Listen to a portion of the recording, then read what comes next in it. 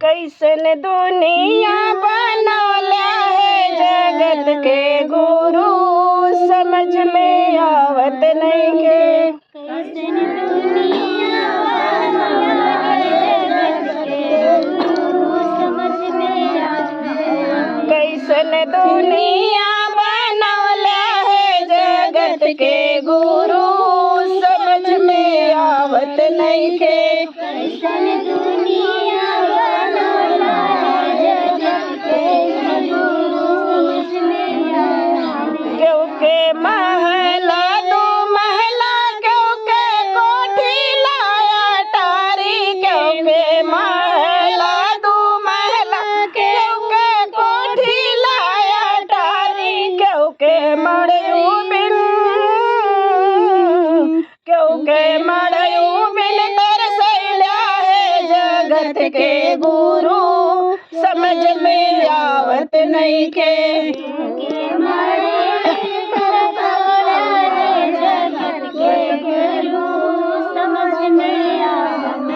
क्योंकि मड़यू बिन तरसौला है जगत के गुरु, समझ में आवत नहीं के।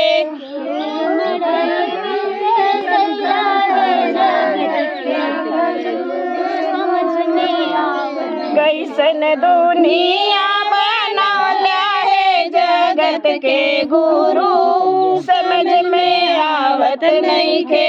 कैसन दुनिया बनौला है जगत के गुरु, समझ में आवत नहीं। क्योंकि घोड़ा यो गाड़ी, क्योंकि ब्लोरो की तैयारी, क्योंकि घोड़ा यो गाड़ी, क्योंकि ब्लोरो की तैयारी, क्योंकि पैदल बिन,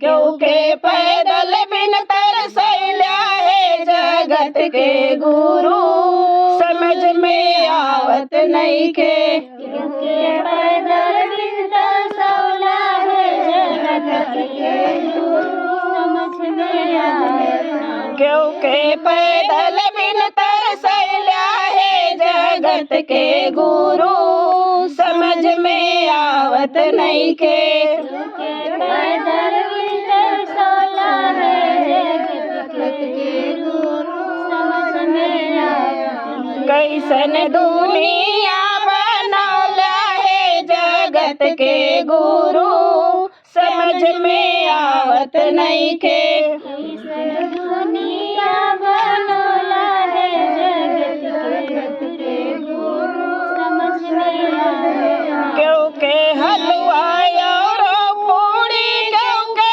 मेवा और मिठाई, क्योंकि हलवा और पूड़ी, क्योंकि मेवा और मिठाई, क्योंकि रोटियों बिन, क्योंकि रोटियों बिन तरसैला है जगत के गुरु, समझ में आवत नहीं के।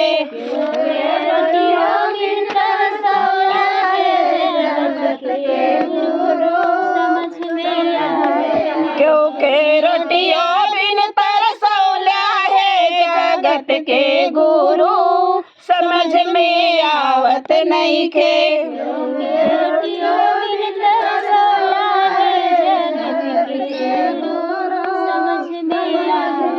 कैसन दुनिया बनौला है जगत के गुरु, समझ में आवत नहीं के। कैसन दुनिया बनौला है जगत के गुरु, समझ में आवत नहीं। क्योंकि बेटा ऊपर बेटा, क्योंकि पोता की तैयारी, क्योंकि बेटा ऊपर बेटा, क्योंकि पोता की तैयारी, क्योंकि बिटियों बिन,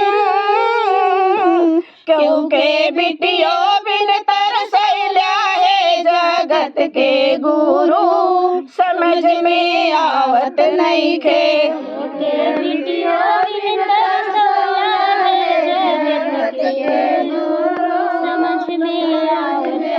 क्योंकि बिटियों